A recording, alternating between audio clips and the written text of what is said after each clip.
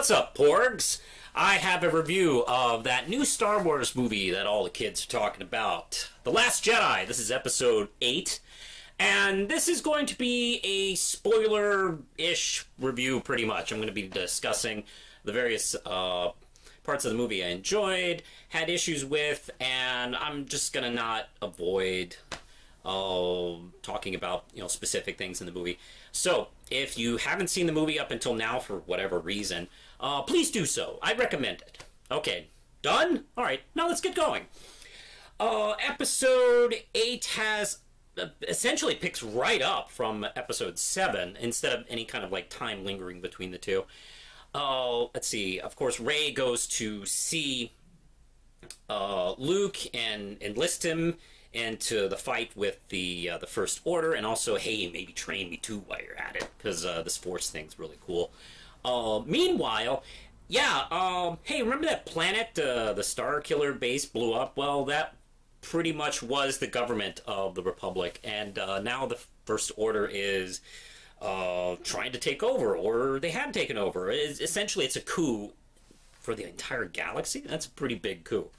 And they are chasing General Leia and her troops in space. They're down to a small fleet, and they're doing their best to escape. Unfortunately, for some reason, they're able to track them, even when they go through light speed, which is usually a can't miss. But now it's not as cool as it used to be. She, Poe, Finn are trying to figure out like the mystery of trying to prevent that from happening, so they can get away and get some space and kind of regroup and find others to kind of build their resistance a little bit stronger. But not gonna be able to do that if they're all frickin' dead. Okay, so we cut to. I suppose we should probably talk about cutting to Rey and Luke. Actually, let's get to pros and cons first. Let's see. First off, the performances. I'm just kind of blown away by the entire cast. Rian Johnson really directs the hell out of this as far as bringing out the performances. Mark Hamill, in particular, is fantastic. I've waited decades to see him again as Luke Skywalker, and he delivers. Even though I've heard there's some things he preferred to have not to do, that he wanted to do something different with his character, but you can't tell because, oh my god, he nails every scene. He owns every scene he's in. He's particularly strange and funny and creepy in all the right ways. Not too far away where it's not Luke anymore. It's very obviously Luke, but he has been damaged by what's happened between this and Return of the Jedi. Daisy Ridley, man, boy, that was a good casting choice for Rey. She really commands this performance and builds off the character she established in the previous one. She's such a sweet actress. It's almost funny how great her murder face is when she gets going. She really is a commanding lead for action. I'd be curious to see what else she can do. But boy, if she just does action for the rest of her life in sci-fi, she's set. She's quite good at this. Of course, there's Leia. This is Carrie Fisher's last performance, which makes this a bittersweet film. She does get more to do in this movie, which I predicted she would. And we finally get to see her pull out some Force powers. And that's another thing I've wanted to see since Jedi. And there's this moment early in the film where her ship is hit and the explosion blows out the side and sucks out her and a number of the other admirals. And I'm left maybe half a minute, maybe full minute, wondering to myself, did they just kill Leia? Because anything's possible at this point. And that's one of the things I'll get to in a minute. But no, she uses the Force to pull herself back into the ship, Super Saiyan style. And holy crap, is because they hold on the moment to the point where you wonder if that's it. And man, she sucks herself back in, and oh man, and of course she's injured by that. This isn't just something easy for her. And that kind of brings me to something about the the Jedi and its use of the Force.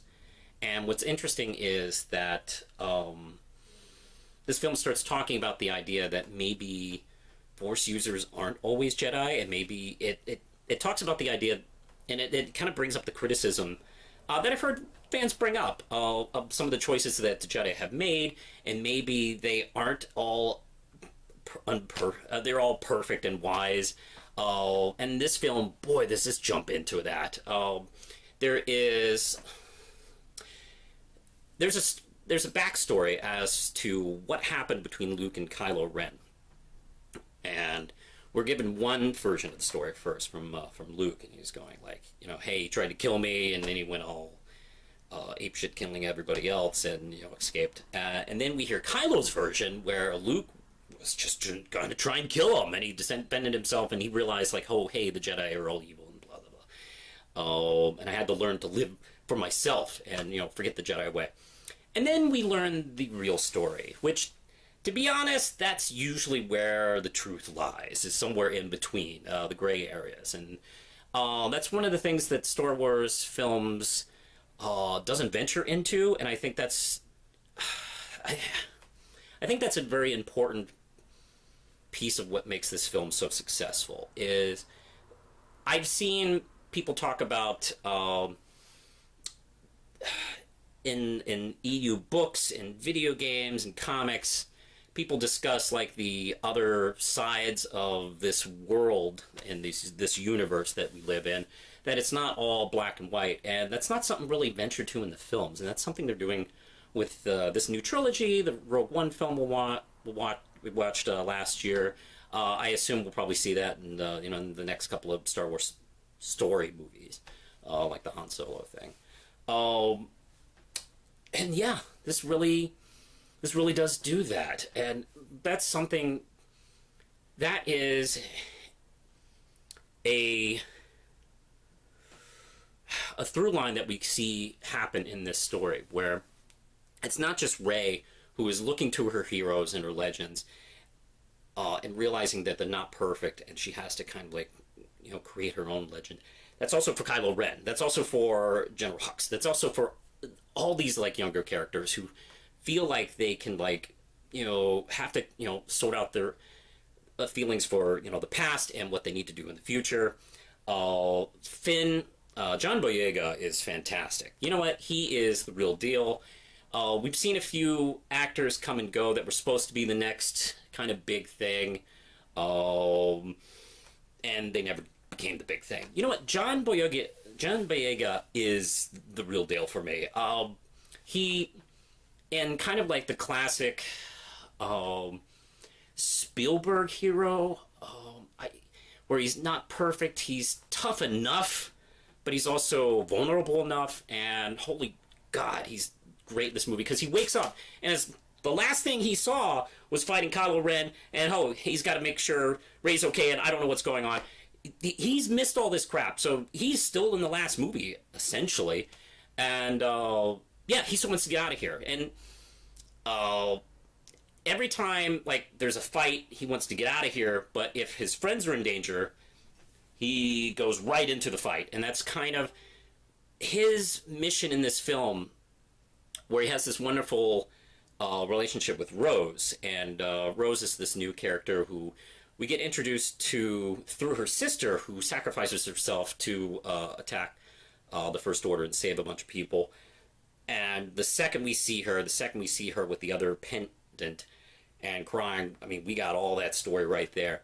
And she is still optimistic, and she looks to the Rebels and, you know, the classic trilogy and the classic heroes for inspiration, and she sees Finn as one of those guys, and she has to kind of learn that he isn't that kind of guy, and she also becomes a hero in and of herself. With their story, Finn is kind of discovering a new reason to fight, and that's the funny thing, because it's presented as this important key element to defeat the bad guys.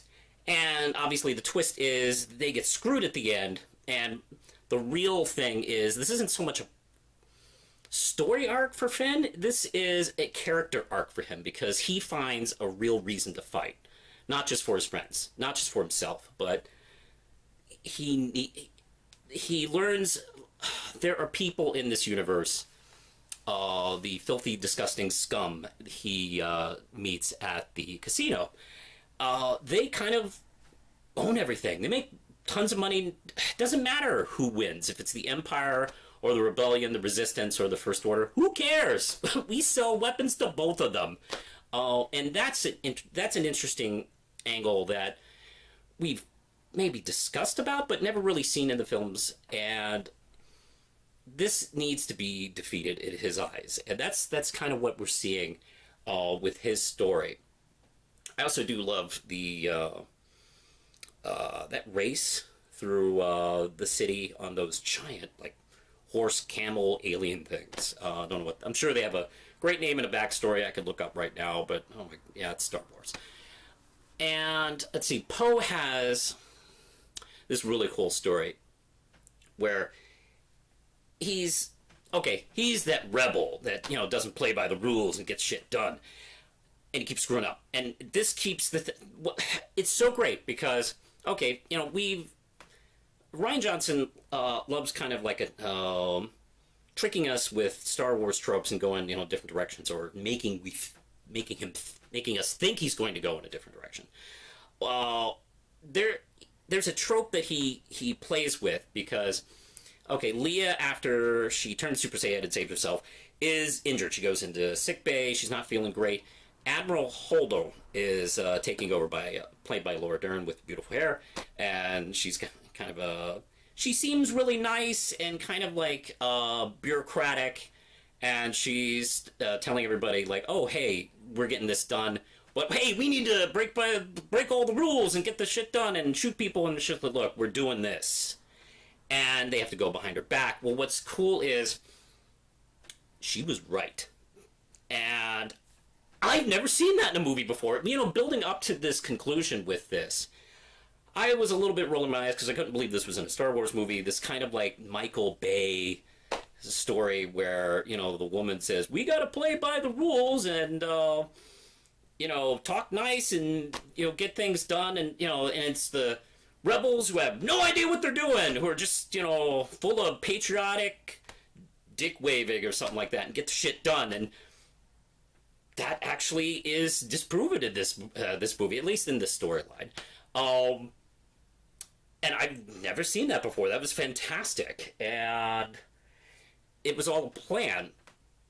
Now, let's see, there's a couple of other little bits here. Oh, Adam Driver as Kylo fucking Ren.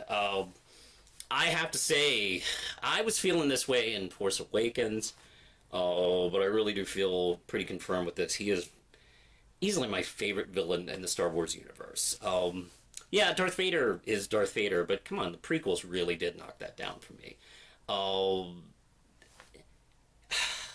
The scene, I love how we get to the scene where we're in front of the Emperor, Smoke, and we feel like we're getting played this whole situation again, where we're trying to have him seduce Rey, you know, get all the information. He is like tossing her around like a rag doll.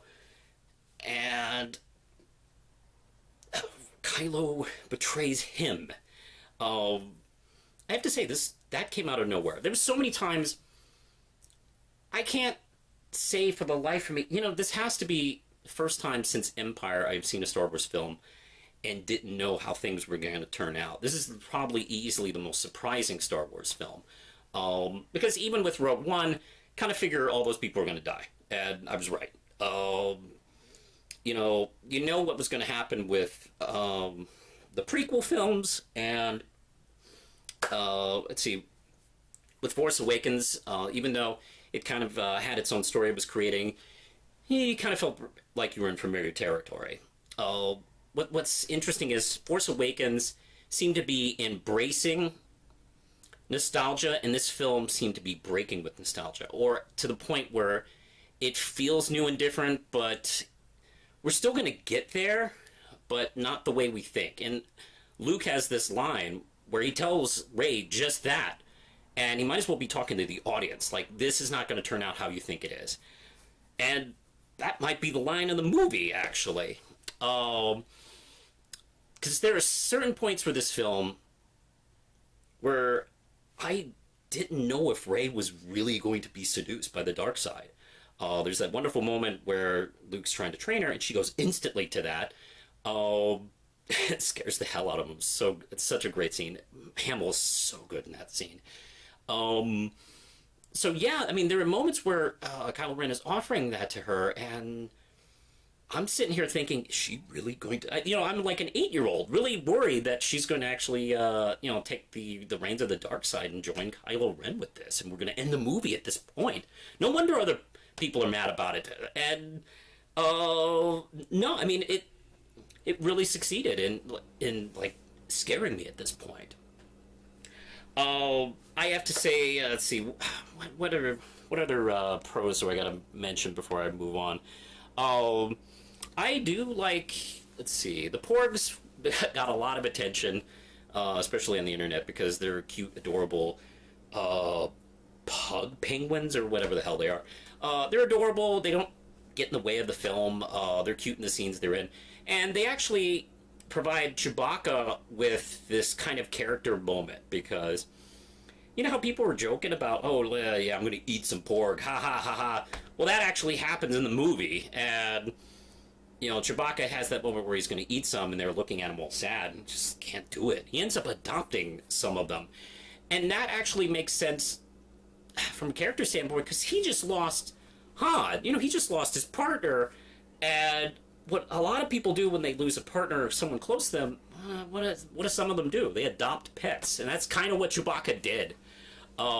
That actually makes a lot of sense. So, yeah, he doesn't have a lot to do in this movie, but we do have this nice little character bit for him. Let's see, I'm going to take a look here if I have anything else. It does have some wonderful... Before I move on to some of the cons, some of the shots in this movie are done in such an interesting kind of viewpoint, not in the typical Lucas style that some of the other directors did, including Abrams, trying to mimic that style. This one kind of slides away from it a little bit. There's even a hilarious joke referencing Hardware Wars with this iron. I remember seeing that iron, and I'm thinking, oh, it looks like an iron. That's kind of fun. Oh, it is an iron. That was pretty solid. That might be the best visual gag in the film. And let's see. Let's move on to a couple of the cons. Lupita Nyong'o's character, I can't remember her character's name, but she has a bit part in this, and the information she gives our heroes really, I don't know, you could have had somebody else tell them, or you even could have had Poe go, you know, I know this lockpicker guy. That moment could have been cut. I know we just wanted her to appear in the movie, but to be honest, that moment could have been cut. It really wasn't necessary. There's also there's this thing about the Holdo, the Admiral and Poe plot that I maybe would have to see the film another time, or maybe it's not included, but I can't really determine like why she didn't let Poe in on the plan. At a guess, maybe Leia told her just before she went out that, hey, this is my plan, I don't want anybody knowing. And of course, look, if Leia tells me that, I'm gonna stick with it. That would be my guess. Would have been nice maybe if a throwaway line was allowed. But it does serve to create like this really cool subplot going on, but it would have been nice to at least have that kind of mentioned. In summary,